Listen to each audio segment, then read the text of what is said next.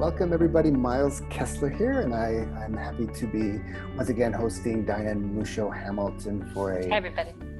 A special three-part series of calls called the Dharma and the Evolution of Conflict. This is the second of three calls. Our first call was on Dharma as your true nature. Today's call is going to be on our evolutionary potential. The replay for the first call is, it's already been edited and put up. It's on the registration page if you want to see that, or you can find it at my blog on www.theintegraldojo.com. This one will also be recorded, so you will get an email within a few days about where this replay is posted. We've had, to date, we've had over 200 people register for these calls from all over the world, as you know, we just spoke to, and I'm happy again to once again be welcoming you all either live or those who are going to be watching the replay. Just like before, today's call is going to go for 60 minutes, followed by an optional 30-minute small group discussion. So Diane and I will have to leave it at the end of 60 minutes. But if you do have time to stick around, please stick around. We'll put you in small groups. Today's call, we're going to open, Diane and I are going to kind of do some type of back and forth on our evolutionary potential, be followed by a Q&A session. There might be time for a little a breakout into dyad if we have time. And towards the end, Diane and I have an announcement about our special 5-day retreat that we're going to be giving in Southern Utah in July. So stick around to the end to hear all about that. Great. Diane, how are you doing? I'm doing just fine. Thank you. I was having kind of a lot of conflict yesterday, so I was thinking about our call today. The applied principles, conflict with my mother, who's older, conflict with my son, who's younger. So everywhere I looked, you know, I was disagreeing with people. So I feel good, and I'm looking forward to our call. Thanks for joining, everybody. I know there's a good portion of you who come from work with me, and then I see others of you that have had work with Miles. I'm just kind of wondering if anybody on the call is actually new to both of our work, and if you are, maybe you could click on your participant icon and click on your name. Yeah, raise your hand to see if. Looks like Kathy Murty's friend is coming under pressure. Yeah, you know, actually, that's my sister. My sister Anne Marie. Hi, Anne. Welcome to the call. Welcome to the call. Yeah. She's real sure she wants to introduce me as her friend. That's great. So listen, Iris had raised her hand, which is funny because Iris has actually worked with you, and she's worked with me. So that's either a mistake or she's kind of getting used to the controls. But let's just do a few more because we might ask some questions so to help you kind of understand the controls. How many people are coming to us from North America today?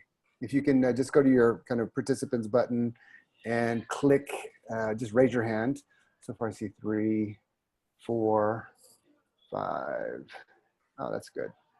From North America? Yeah. Let's see, how many do we have? 1, 2, 3, 4, 5, 6, 7, 8, 9, 10. Okay, great. And now if you can put your hand down, we'll redo this. And how many people are coming from, let's say, across the pond, either Europe or, yeah, let's just say Europe. Let's include Russia with that if there's anybody from Russia. 3, 4, 5, Turkey, Morris. Yeah. Okay, so definitely more from North America today. All right, cool. So we might be asking you some questions before, so now you know how questions as we go into the call later, so now you know how to raise your hand, so definitely engage if you can. Diane, do you want to, how should we begin this? Today, we said we were going to speak about our evolutionary potential from maybe the first person, second person, third person perspectives. Yeah, I think before we engage that, I'd like to maybe create a little bit of a weave between our last call and this call. Great. So one of the things that Miles and I have in common, and what certainly informs my work as a mediator and also my work in my own life with the kind of conflicts that I encounter, is just my many years of meditation practice. And so we talked about the value of practice in terms of, you might say, discovering this sort of unconditioned ground of being that isn't doesn't really shift depending on conditions, you know, so whether I'm in a conflict or I'm not, there's a place in me that is free to some degree of judgment, of anxiety, of wants and needs, and is just a really reliable reference point, both in terms of just kind of ongoing well-being, but also even touching into a part in ourselves that can tolerate the conflict more than our normal egoic state can.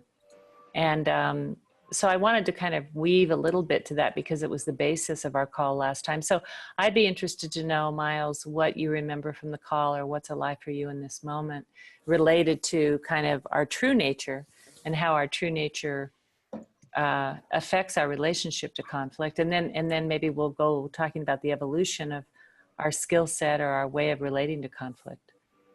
Anything, Well, yeah. Miles, or anyone else for that matter? You know, I do kind of, I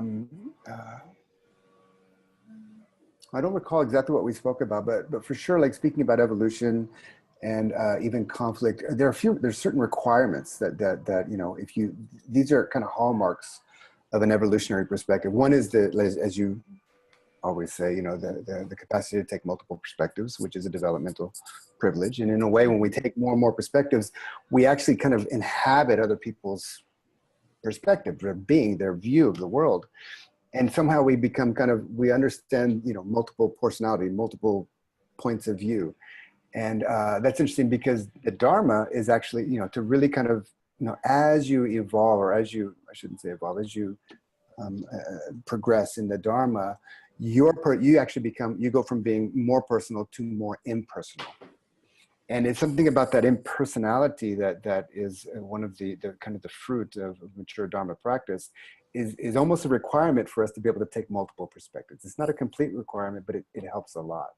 And the other is, you know, in the depths of Dharma practice, we go into more and more simplicity, because the sense of self, you know, systematically gets, worn down or faded out or disappeared, dissolves. And we enter into a state of more and more pure simplicity, which is, in a way, it's kind of an opposite paradox of the complexity that we attain in you know, through evolution. So those two things seem like for me, kind of a bridging practice, you know, the impersonality on one hand of Dharma practice, and, you know, how taking more and more perspectives really requires us to kind of get people from their inside. And the second is simplicity. One metaphor for it maybe that would be helpful to everybody is, as you meditate, you could say in a certain way, your identity becomes more space or more sky, and the many perspectives is the weather. So you have space on the one hand, and then you have perspectives, and somehow that spaciousness contains the perspectives. No, and awesome. Even though you might be really identified with a perspective in any moment, could be your own, could be a perspective of a group you're advocating for, could be that within the context of that spaciousness, you can see the perspective more clearly, you can see that you're taking it, and you can also make the choice to relax it, which is difficult to do when you don't have a practice. We get very identified with the perspective itself. So this quality of background, you might even say, or being versus becoming, or space versus perspectives or form, you know, that's one way to think about it that can be helpful, I think. Yeah, beautiful. Any comments on this, everybody? Because it does provide the foundation for what both Miles and I teach. So, okay, well, we'll return to that. And so just having kind of laid that out a little bit, so maybe we could open up into this conversation about why would we talk about the evolution of conflict? I mean, conflict doesn't seem like evolution. Conflict seems like regression. It seems like as humans, we should have outgrown the fact that we have conflicts. How do you see that, Miles? It's kind of a funny thing to say. Yeah, I mean, well, you know, I think in order to have this conversation about, you know, the evolution of conflict, for example, or any evolutionary perspective, for that matter. We do need to kind of understand that you know, as we evolve, we take on greater and greater complexity. We're able to see conflict in a greater way, for example. Mm-hmm. And you know, if we just kind of connect it again back to the Dharma, you know, the Upanishads, long time ago, there's a quote from the Upanishads that says, "Where you find other, there too you shall find fear." So there's something about this dichotomy of self and other that's always going to set up a fear-based relationship. There's something, you know. How many times today did you experience fear? You know, how many times a day? I mean, we just moved. So, you know, I was afraid that they were going to lose a box, that they were going to break something, that, you know, we were going to be late or whatever. There was all kinds of fear going on. And yet, you know, as the way that I relate to the fear, the way that we relate to that fear changes according to how we, to the perspectives that we take. And that's kind of the evolutionary side of the practice. Mm-hmm. Mm-hmm. Yeah. So, what I hear you saying is that a relationship with fear is part of our life. And if we think about it from a evolutionary biology perspective, we have this highly sensitive nervous system that perceives threat. And so, I hope I'm not repeating myself too much, but my husband likes to remind me that throughout the course of human evolution, we were much more likely to be killed or injured by a strange human being than by any other predator in nature. So that our ability to sense difference and the way in which our nervous system picks it up, and to also feel threat, and then of course what the nervous system does when that threat appears in the kind of tumbling of adrenaline and cortisol and norepinephrine and the stress hormones, and basically excites us into differentiation, into moving away. So as soon as we sense difference, and that difference feels even mildly threatening, there's We're a activated. recoiling. Yeah, right. There's a recoiling. We move into fight or flight or freeze. So in a certain way, to evolve our relationship to conflict means that we have to trust that by encountering that old parasympathetic nervous system, or is it the sympathetic nervous system, that we can actually grow and learn how to work with it differently. It's like you can't change, you can't evolve your relationship to conflict if you don't evolve your relationship to your own fight or flight. Exactly. And fight or flight equals fear in this case, Right. in the way that Miles is talking about it. And so the proposition is that we can actually evolve and grow our relationship to our own fight or flight response, and therefore our relationship to other people's fight or flight response. That's a pretty big proposition, if you ask me. Yeah, and the evolutionary move there to go from, you know, when we're kind of captured by our own amygdala or captured by our own fight flight, the evolutionary move there is actually creating more space of awareness, because those triggers are happening. There's nothing They're so fast. I mean, you can medicate and they won't happen, but that's not really how we want to. That's not an evolutionary thing. That's something else. We want to create space, not to like go deeper, you know, like in Dharma, and where they just don't get triggered at all. You can tranquilize your flight or fight system, but other than that, you're sort of stuck with it, I think is what I just heard him say. And we want to have a container big enough for those triggers to go off, but we actually have a space of intention and choice to work with those things so they don't, as you often say, hijack our agendas. Yeah, that's right. That's and right. That's the first evolutionary move. That's kind of like a fundamental requirement for any evolution in relation to conflict, is that we have to create a space, an intentional space, and a space of awareness that is, or a container of awareness that is bigger or greater than the triggers, which are massive. Yeah. Yeah, absolutely. And I think one thing just to know, and again, if I'm repeating from last week, bear with me, but that when the amygdala fires and when the fight or flight is signaling us that there's something dangerous, and keep in mind, this is not threat from a predator or threat from another tribe. This is your boss looking at you the wrong way, your spouse saying something that you don't like, you know, it's so funny that our self-image is as threatened as our physical body in some crazy way. So we lose access to the prefrontal cortex. So as soon as the body starts to fire and the reptilian brain is doing its work, your higher thinking mind actually becomes somewhat inaccessible. And what I like to ask people is, when you're in the middle of a challenge with a person, do you ever have the experience that you can't remember what you liked about them? Yeah, I mean, that right, lets you know exactly. that your access to No, memory, it's gone. your It's memory's completely gone. Completely. You can't think clearly. You tend to frame things in terms of, your thinking tends to take on a defensive kind of quality. You're only really able to think in terms of how to protect yourself. So lots of times when I'm working as a mediator and somebody's triggered and feeling threatened, the conversation that comes from that place is not the conversation you want to have. So until you can help people learn to relax and develop some of the space that Miles is referring to, or you can help them kind of reestablish the homeostasis. What I learned recently is called the breed and feed side of the nervous system. Until you can establish that, you actually don't want to negotiate, because what's going to come out of people is fundamentally defensive. It's almost, it's binary, everybody. It's amazing.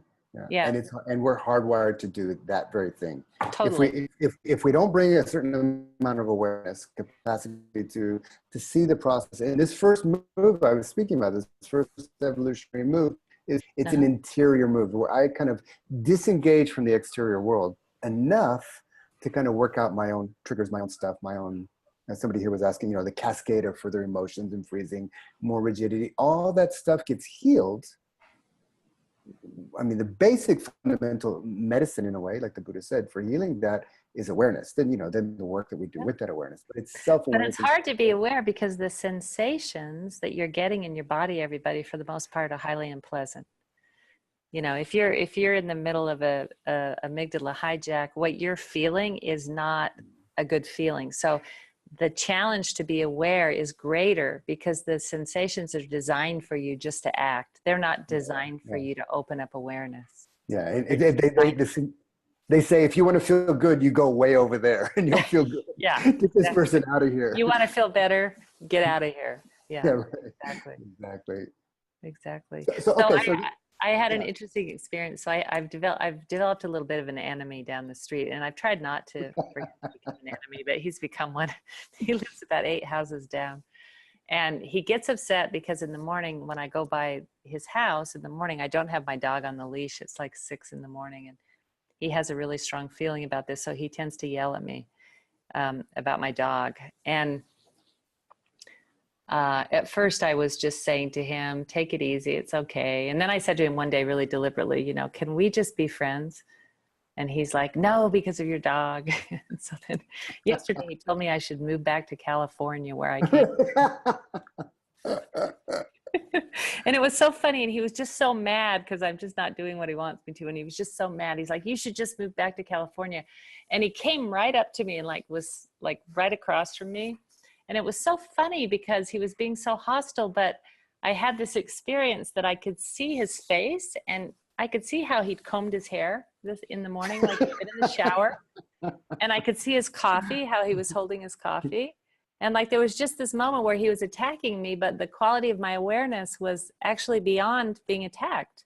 It was like I noticed, I sort of felt sweet towards him that he just washed his hair and combed it. It was really nice. And then, and then I said, oh, be quiet, you're a bigot. See, Diane, what you're relating right now is actually a hallmark of a more evolved relationship to conflict. I mean, I had a choice. I don't always make the right choice, but I had one.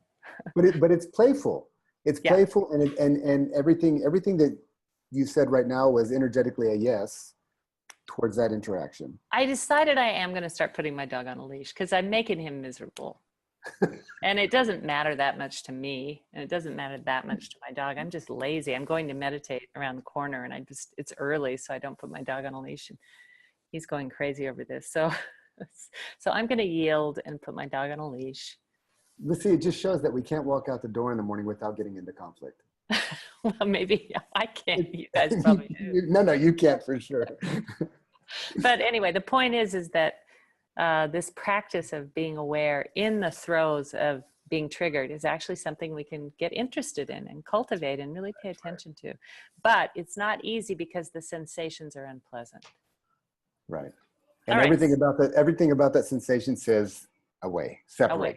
separation. Yeah, separate. And then, and the kind of the energy that you just kind of related in that story was kind of emerging, a containing energy, relating it. It was a relational energy. Yeah, totally. And I think the first kind of move that I was talking about is a little bit less of a relational energy, but a moment for me to step back and kind of get my wits about me and try to kind of, drop back into the awareness of the system. And then from there, from kind of a systems awareness, from there to re-engage. Yeah. And I see that's kind of the second, or it's not even the second, but it's the next kind of evolutionary move, is to kind of go from like really good objectivity into subjectivity and start to feel into the interiors of the other. Yeah, so moving from I to we is one way to say that, right? Right. Moving from I to we.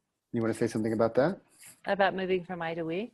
Mm-hmm. Yes, you can't move from I to we without bringing your listening skills online or your attention on the other. So when we talk about practicing with ourselves, it's all awareness here on deck with what's happening for me. But as soon as we move into the we, it's being aware of what's happening for them. And so even in my saying, I'm going to put my dog on a leash because I'm torturing him for no really good reason. We just have a different sensibility in the morning. But he's having a real experience. I'm irritating him, That's what's happening for him. He feels like I'm there and my dog are just irritating him. And so you have to be willing to enter the experience and the perspective of the other. And this is a kind of an evolutionary move. Now, it's not that a lot of us don't have a lot of natural empathy. It's just in the research that we've done on human beings, some people get stuck at the egocentric level of development and they're not able to move to an ethnocentric or a sociocentric. They literally don't have enough stability in their system to be able to extend their attention to the experience of others. And I'm thinking that if you think for a minute, there might even be people in your life right now that, due to their circumstances, for whatever reason, their self-identity is not stable enough to take in the perspective of others. Right. So they can only hold on to a first-person perspective. Some people would say that the President of the United States has that problem. Not me, of course, just other people would say that.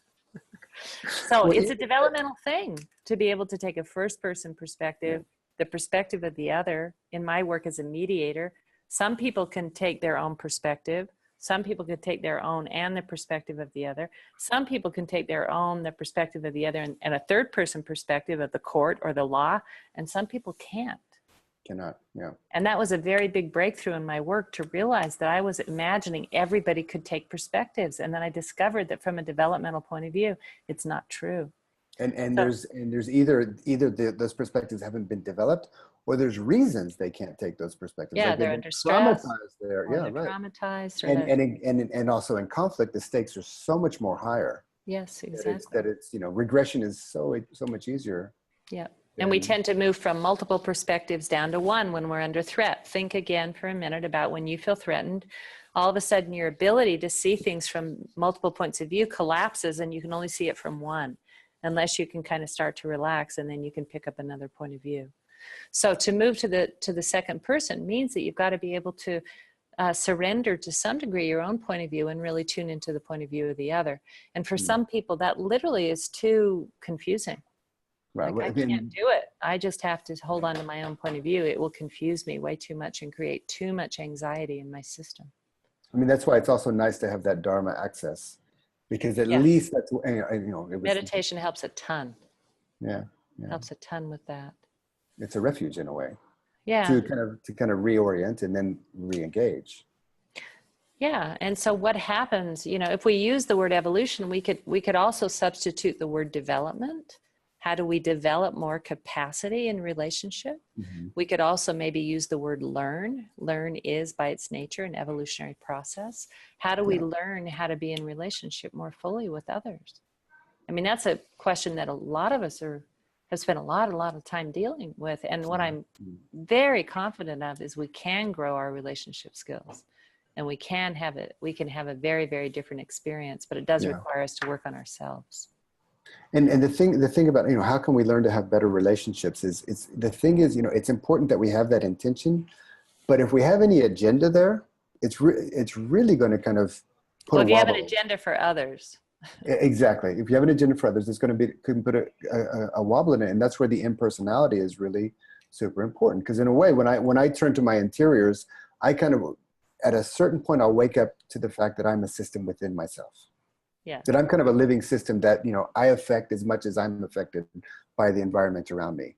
And when I really kind of get that as an insight, and I start to feel into others, I start to see that they're also that. Yeah, so another way of saying what he's describing as impersonality could also, to use a Zen term, we could also say you discover that part of yourself. We're back to talking about the ground of being. That you can discover a certain part of you that just isn't quite as attached. So it might be this part that's a little less attached, or you could say a little more neutral or a little unbiased, that actually can kind of move either way, that doesn't have the same attachment to the issue. I'm guessing that if I were to ask you right now, how many of you feel like when you're in the middle of a fight or a challenge or a conflict, that there's some part of you that's actually kind of okay? You may not be communicating from that part, but there's some other part of you that isn't quite as trapped by the whole thing. Can you find that part of yourself if you think about it? And sometimes it's even kind of confusing. How can I care so much and be so embroiled, and at the same time another part of me is sort of okay with it, sort of fine with it, right? Is that Diane, fair, Miles? it's totally fair. And I want to ask you a question, because there's a distinction that I make that I think is important, but I'm still not completely clear on it. Like, let's say we go into deep meditation. Let's imagine a really profound state experience. It's kind of, separation disappears, and there's a sensation, there's an experience of wholeness, of oneness, no moving parts, oneness. Yeah. And yet the experience of awakening to myself as a system is not a wholeness state, but a systemic state. Like I'm actually interconnected with things. It's a very it's a subtle distinction, but it's a very different experience. Yeah. Because I can enter in a state of wholeness with you, but it's different than feeling like you and I have engaged as one living system. Yes. And that, so on the evolutionary side, I see it as more of a systemic thing with moving parts that's whole, rather than kind of an empty thing where everything's one with no separation. Well, let's think of it as a continuum. So let's imagine for a moment that when we're a little baby, that we actually have an experience of oneness, right? We're one with the mother, we're one with our sensations. If we hurt ourselves, we cry, then we're in the next moment. It just, everything is one continuous thing. Yeah, my baby's doing that every day. Yeah, totally. If you eat, the applesauce is everywhere. Everywhere, It's just not, you're just kind of embedded in this kind of oneness experience. And then as you develop language, and it starts really, really early, language actually supports you're starting to feel the world, starting to feel yourself as separate from the world. So it's a big thing. It's the differentiation. You differentiate, yeah. So think about a 2-year-old where this is me and this is mine and this is, so the separation starts to set in, and it corresponds, of course, to the use of language, and things become objects. Instead of that just being something I put in my mouth, it's an apple and I want it and it's not yours. And so all this differentiation sets in. Now, culture doesn't teach us very much about how to re-access that state of oneness. You might experience it when you're petting an animal and the two of you're just really, really relaxed and you're not thinking about it very much. And you kind of connect to the dog's eyes and you're petting, and there's just this feeling of continuity again. Or you might feel it maybe when you're feeding a baby and you just get really quiet and you get absorbed by the baby's eating. And so all of a sudden it just feels really oneness. Or maybe for whatever reason, you get drawn to some sort of spiritual discipline and it reconnects you to that experience of oneness. What Miles is describing is that you need a practice that reintroduces you to oneness, and then you can function freely as one and two. You can function as a system that's interconnected, and you can also be different at the same time. And that's a more complex state. Right. So one of the mistakes people make in the spiritual world, and they don't make it as much in the Zen world because Zen really speaks to this very directly, is that they have an experience of unity and then they hold on to that state and they want to just be in the state of unity all the time, as opposed to feeling unity, continuity, and freely functioning. So you're both one, you're both the same and you're different. You're a part whole is what Ken likes to repeat. And I think, who is it? Whose phrase is part whole, Julia? You probably know. Is it, can anybody help me who's an integralist? Kessler. So Kessler. No, I should know that one. Yeah, we all should. Everybody everything in the universe is both a part of everything else and a whole unto itself. That's a more complex experience, to be one and different, to be the same and different, than a baby that's just the same, or than a meditator who's trying to dwell in a state of nirvana. In Zen, we say samsara, or the dualistic world, is nirvana. That's another way of saying what you're saying, Miles, is that we're a system. We're both the same and we're different. So conflict actually is very invigorating and growthful, because evolution happens through difference. But if you don't have this underlying quality of sameness, then the peacefulness, the coherence, the sense of being home, the joy, the deep comfort human beings derive from being the same is missing. And then you're just stressed out. Right. Does that address what you were saying? Yeah, totally. And I mean, several things came up, but like we can go into a deep state of meditation, no self, no problem. No other, no conflict. Self, no problem. Yeah. But it's not the same thing. That's it's not the same. It's kind of right. Well, no other, no fear, no self, no problem, no other, no fear. You bypass the conflict, and that's the spiritual. Just don't get up off that cushion. Exactly. Just stay in that cave. Right. Exactly. So if we want to re-engage the world, as a good bodhisattva would want to do.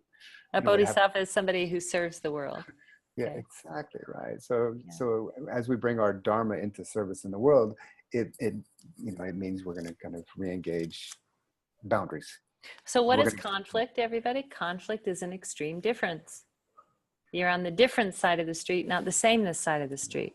Right. So how is conflict useful to our evolution? Evolution happens through the encounter with difference. So your growth is infinitely tied to your ability to deal with conflict. Amazing. Isn't that great? Yeah. That's awesome. You'll be at peace when you're one, but you're not going to grow. Right. Does that make sense? We talk about waking up and growing up. They're different. We should maybe pause and take some questions. Do you think, Miles? Yeah, sure. We've got a few written down. I'll tell you what, let's see if somebody wants to raise their hand. And in the meantime, I will kind of read one or two. There's quite a bit written on the side, but you guys know how to raise your hand. So when I'm fighting with my mom, I don't feel a lot of oneness. Yeah, I could say that. I kind of felt it with my neighbor a little bit. Anyway, go ahead. All right. So Jenny C. Schul says, I am interested in the idea that conflict is an integral part of Dharma. I think I feel that I know when I am in my Dharma, if things feel easy and there is no conflict. I am reflecting about how I know I am on my correct path or need to adjust. Not sure what my question is, but it is along the lines of if I am evolving, then conflict is part of my evolution. So how do I know where I am? How do I know if I am where I should be or doing what I should be doing? Or is there an answer that I'm always where I should be? Or is the answer that I'm always where I should be? Mm-hmm. Mm-hmm. Do you want to respond, Miles? Well, I mean, again, in our so-called Dharma, if we just use that word, there are no dilemmas. And I don't quite know how to. Genesee is relating or is expressing is the dilemma, of how to bring that together. So yeah, as soon as we come out of deeper states of meditation, as soon as we come out of our state experience, we are going to enter back into conflict, and that's the dilemma. That's the kind of the duality of life, and that's exactly what Diane was saying, that we need that to grow. So I would say, there was a time where I used to think, in my some years ago, when I was actually happy being out of conflict, and thinking, yes, this is my path. But at a certain point, I realized that wasn't going to do anymore. And now I know I'm actually on the. And then you met me. And then I met you,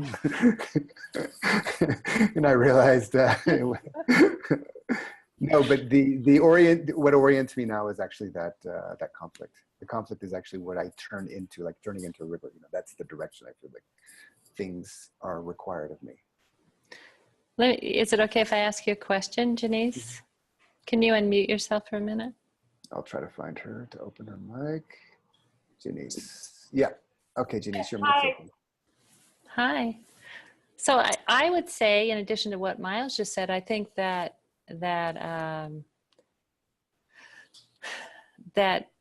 it's kind of in our hard drive to grow, So there's always something sort of egging us on into more and more capacity. So if I were to say, where in your life in relationship to conflict do you feel like you could grow, what would you say? Well, I feel like when I'm in conflict, I'm growing. Mm-hmm. I feel like I like to learn, but I don't necessarily like to be in conflict. Right, totally. Because those sensations feel so bad in the body. So I would say a suggestion I would make to you would be to see if, when you're in conflict, if you can start to watch how your body feels, and to see if you can learn how not to judge it quite so much, right? Because we just react. We feel those things and we just want to get away from them. So Totally. Can you feel them and kind of create this open space where they're okay even though they don't feel good? That would be a really nice next developmental step, I think. Thank you. Okay, you're welcome. That's awesome, Janice. Thank you. Thank you. We have a hand up, and I would just add to that Sangha, friends or family or people that we hang out with that act as mirrors for those places will always kind of in a way beautifully gently hold our feet to the fire. Yeah. Devi, your mic is open. If anybody else has a question, raise your hand and we'll get to it. Can you hear me? Yeah, Devi. Okay, great. So I wanted to make a comment and invite your comment. And for me, it's a really important comment as somebody practicing 40 years. I was into Ken's work before people knew who Ken was, blah, blah, blah. Consistently, my experiences in this capacity to enlarge the space, be present with my own body reactions, and I do a lot of that kind of practice. Good. And then enlarging it to being present with others' triggers. Mm-hmm. Mm. And, just working the whole spectrum of that in different areas of life.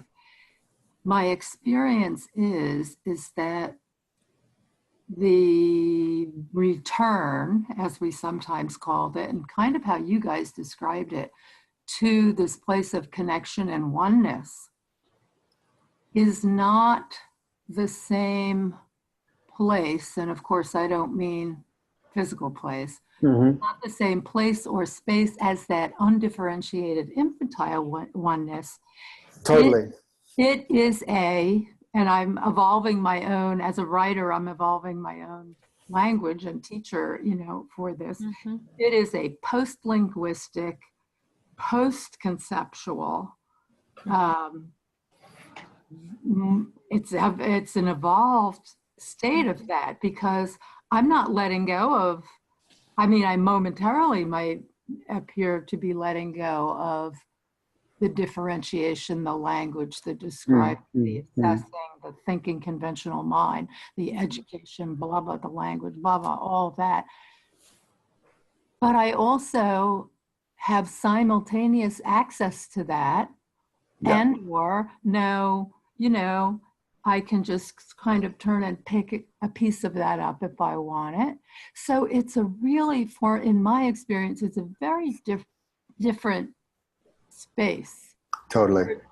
This post-conceptual, post-linguistic unification oneness space is not infantile continuum of oneness. And I think it's a really important point, because it gets to the tendency to do the bypass thing, which I know you're all Totally. So I'll stop there and invite your comments, because that's big for me, and it might be for other people.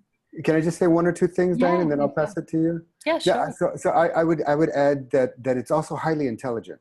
That there's an intelligence that arises in the field that moves through you. That if you try to own it, it shuts down. You know, it's like you sign a contract. If you try to own it, you break the contract. You can't do that. So you actually have to allow it to come through you.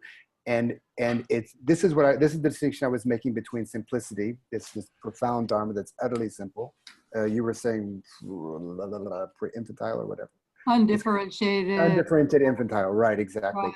There's that. And then there's this kind of waking up to kind of what I would just say systems intelligence, where you become awake as your own system with another system that awakens to itself through you and the other.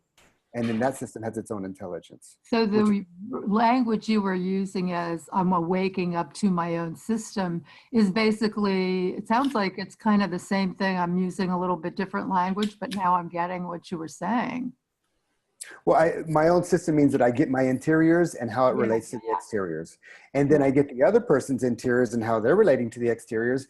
And that work, you know, through the grace of God, because there's nothing that's what I was talking about agendas, if they flip into that as well, you know, that's why Sangha is so important, then you merge together, and then the two of you create a living system that is highly intelligent, but it's not your intelligence, it's not my intelligence. Right. But it would never emerge if it wasn't for the two of us. Yeah, there's no ownership happening. There's no ownership happening. Yeah, and right. also your ability to have become so intimate and familiar with your own system, to use your language, and be present with it, even whilst conflict is arising in that system over there, that other person. And then that allows the possibility, it might not happen, it may or may not, like and Diane's, holding it loosely, like Diane's neighbor. and then holding it loosely, right? Yeah, And right. that this kind of merging into, he never went forward with it that I knew of, but when Mark Gaffney was here in San Francisco, I think he once taught, it was a one-shot seminar. I didn't take it because I kind of got it from the label. He called it secondary simplicity. Mm-hmm. Or this kind, Right. Maybe Diane might know something more about that. So, Yeah. But I could relate to that because the complexity doesn't go away. No. It just kind of, a lot of it dissolves into the next level of architecture, which you can now access. Mm-hmm. Yeah, that's awesome. Yeah, right. Oh, this is a wonderful conversation for me. So thank you both and everyone here so much. Awesome. Diane? I think what's most important to me is to feel that let's see, let me see if you're saying that Devi just had an experience of something really making sense to her in a new way. And so I'm mainly experiencing that and her connection to what you were talking about. So to me, that's what's important right now. Mm-hmm. Great. Thank you. Yeah. Thanks, Devi. Well, you know, Morris Saul from Izmir, Turkey has his hand up. I'll go ahead and unmute his mic. Morris, how you doing? Hi, everybody. Well, talking about conflict, I mean, one thing we're talking about conflict between people. But if we look from another way, the whole universe is full of conflict, right? And it's like the way the universe operates is conflict and resolution to another conflict and resolution. Yep. It just doesn't, but it doesn't feel like it's in conflict. That's the big difference. It doesn't feel like. No, it feels like if your behind is involved in it. Like, for example, a rainstorm is a conflict because it's a conflict between, I don't know, positive and negative clouds and whatever. Mm-hmm. Now, if you're in a dry and warm house and watching the rainstorm, it's pretty nice to watch. If you're out in the open field without an umbrella, then it starts being a conflict for you. Now, here you're in conflict between nature and yourself, which probably cannot be. So the conflict is within you this time, because there's not somebody. So the nature is totally okay with the rainstorm. You have a conflict with yourself, which in that case, you may feel like, hey, I'm getting wet. And then you start saying like, I'm so stupid, I should have taken my umbrella. What am I going to do now? Or you could be a farmer who's going to profit a lot because of this rain. And you can be really wet and you'll be really happy. And you don't mind getting so wet. Now, which makes me think, like, can we then see the conflict with other people also as if it's like conflict with the nature? Mm-hmm. Then, in a way, assuming that whichever way the other people are behaving, there must be a reason for it, you know, this reason, that reason, whatever. And it's actually the same reason. It's like having a conflict with nature again. Then we should turn back to ourselves and look at how we deal with it ourselves. And in that case, what could be done is maybe trying to separate the real pain or suffering, the real unpleasant feelings, with the imagined unpleasant feelings that we make up in our mind, and stay with the real unpleasant feelings with an equanimity, let's say, either good or bad. Stay with it, feel it. Don't try to get away from it, end it. But on the other hand, separate it from the imagined ones and try not to get involved in it. Morris, is there a question in there? I kind of okay, but is there a question in there? Yeah. The question is, like, is it okay to think this way? Basically, to reduce everything to, without getting like other people in it, without getting personalities in it, reduce it to everything to a personal problem, to a personal issue, let's say. Diane, you want to take that? Yeah, I mean, what I would say is that, you know, our topic for today is the evolution of conflict in first, second, and third person. And so in a certain way, what you've done really naturally, Morris, is you've taken our perspective away from the I, away from the we, and kind of to the it when you talk about nature.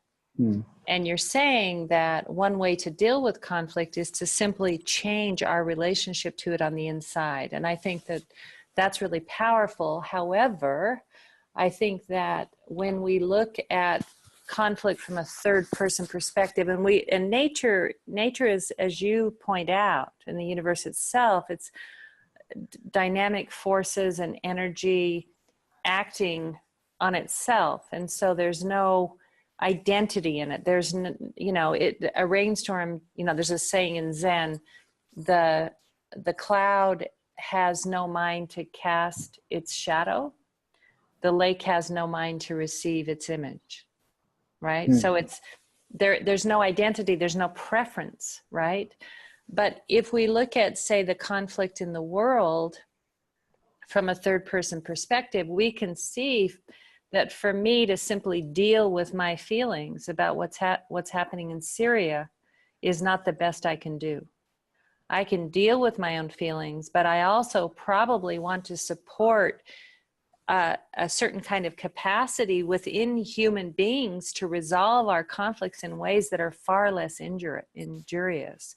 So I think that when we talk about moving to look at the world, at nature, and then at our larger conflicts, I mean, I'm very invested in a conversation between North and South Korea, and my hope would be it would involve something from the United States that wields so much power in the world. And because human beings have done tremendous injury to ourselves, and we don't recover easily from that. I mean, 100 million people, as you know, were killed in the Second World War. Things in Turkey right now are not as good as they could be. Things have gotten more repressive. There's tremendous difficulty in Turkey. So it's imperative on us to not only learn how to deal with these things in ourselves, but to develop a skill set we can take into culture and help to evolve all human beings.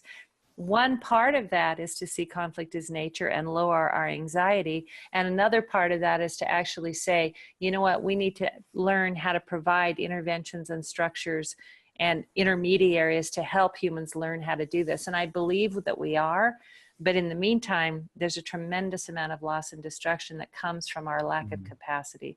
So I would say yes and no to what you're proposing.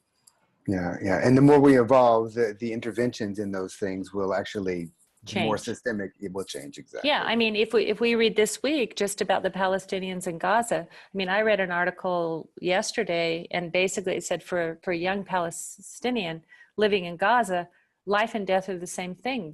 There's nothing to live for from their perspective, and so throwing themselves into another, round of violence, they feel like they have nothing to lose. I would like to see us respond with more intelligence than that. Yeah, absolutely. Does that make sense, Morris? I'll give you a moment to respond to what I said. Yeah, of course it makes sense. Well, I just didn't mean that like we go internally and do nothing about it. I just wanted to say when we do when we go and try to solve internally, then we can maybe go out and deal with things more effectively.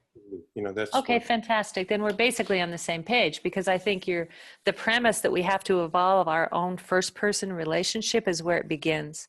Then we can start to use our skills in relationships. Then we can go out to the larger world and actually make it a decent difference. So sounds like we really agree. Yeah. Thank you. Thanks. Thank you. Thanks, Morris. Diane, we have one more hand. We have about 7 minutes left. What do you suggest we do? Go to the person with the hand wave. Courtney Cole, your mic is open. Thank you. You're welcome. So with the weather scenario, it got me thinking about one of my biggest sort of sticking points. So if I go out and I'm in the rain and I'm wet and I have a preference for not being wet, there's not really anything I can do to change the rain. So I then seem to be left with the option of either sort of coming to terms with being wet or going someplace where I won't be wet.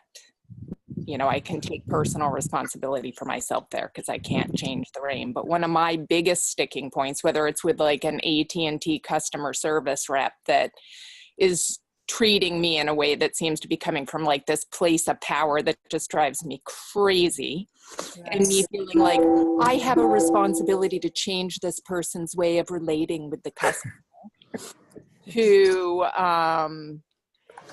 something like Syria and deciding what my responsibility is there. I get stuck with my responsibility, ultimately what is my responsibility and where do I draw those lines? Where am I crossing them? Yeah, fair enough. It sounds like what you're saying connects to what Morris was saying, that we have the most power in our own first person to make change there. And then the question is, how do we bring those changes into the world, and when do we ask for other people to change? I mean, it's sometimes people confuse a Zen practice with a certain kind of impassivity, where you just, blithely go from experience to experience without any kind of differentiation. But I think you can be deeply informed by meditation and still be an activist. And I think that in our relationships, we can ask for someone to listen to us for a moment, or sort of notice that this interaction feels stressful. Is there a way we could change it so that we could both feel better? I think that kind of activism and those requests / demands are totally legit. So in my work, we would call that a koan. That's not a question we can answer. Where does my personal responsibility end? And when do I ask for a change in others? But that's sort of a question that just has to be lived in moment to moment. That's awesome. And I would say also, like Courtney and Morris, the dilemmas that you guys are pointing to, that we all have, if we can really, part of our practice is to transform that into a koan, like Diane is saying. And then the relationship is something that we embrace, that we have inside of us, rather than something that we wish wasn't the same. Because the koan we embrace, the dilemma we embrace as koan, that cooks. And it cooks because it's conflictual within. Thanks. I think the main takeaway that I would just like to maybe reiterate is that we can and do grow in these domains, and that there's not particularly an end point. It's sort of evolution doesn't have a stopping point. So as long as we remain curious and available to how we grow and change, I think we can continue to be surprised by it. I mean, I will say for me that, you know, there have been times in my life where I wished that I'd had a different focus in my life. I wish I would have played guitar or learned to cook like Julia does, you know, something really charming. And instead I've kind of embedded myself in how to evolve relationships. But I will say that my ability to get along with my brothers now, and the warmth I feel in the relationship to my sister, and we came from a highly conflicted and dysfunctional situation. I'm utterly convinced that not only can we grow, that we can really contribute to other people growing as well. So I just want to end the call by saying that. Miles, what do you want to finish with? Yeah, you know, the having the capacity to access some Dharma, some emptiness for whatever, you know, or some impersonality is, I'm not so sure if it's key, because I know some highly evolved people that are incredibly functional and incredibly emotionally agile, and they don't meditate. They never meditated a day in their life. But something about that, having those two so-called superpowers, is really it activates growth in ways that we could never imagine. So I guess that's how I would leave it, Diane. And if you're available, everybody, we'd love to have you join us. It's going to be in Utah at our retreat center, 2 Arrows Zen in southern Utah. And Julie, I'm going to just ask you to give a plug for the dates, and also maybe you could let people know when the early bird is going to end. Yeah, the name of that retreat is going to be Dharma and the Evolution of Conflict. We'll be looking at Dharma, evolution, and conflict in all kinds of interactive practices. Yeah, hi everybody. I just put up the link on the chat screen. Dharma and the Evolution of Conflict is July 11th through the 15th in Torry, Utah. And for those of you who know Utah, you know that it's an incredibly beautiful place to be at any time of the year, but particularly in that early summer period. So we'd love to see you in Torry. The early bird registration, which would give you $100 discount. Wow, 100%. That's a good one. Yeah, 100%. I'm there. Yeah, it's just been extended until May the 12th. So you have that opportunity to register with the maximum discount up until May the 12th. Awesome. Thanks for joining us, everybody. Thanks for your questions. Diane, thank you so much for everything. Peace out. Bye. Bye, everybody. Thanks for joining.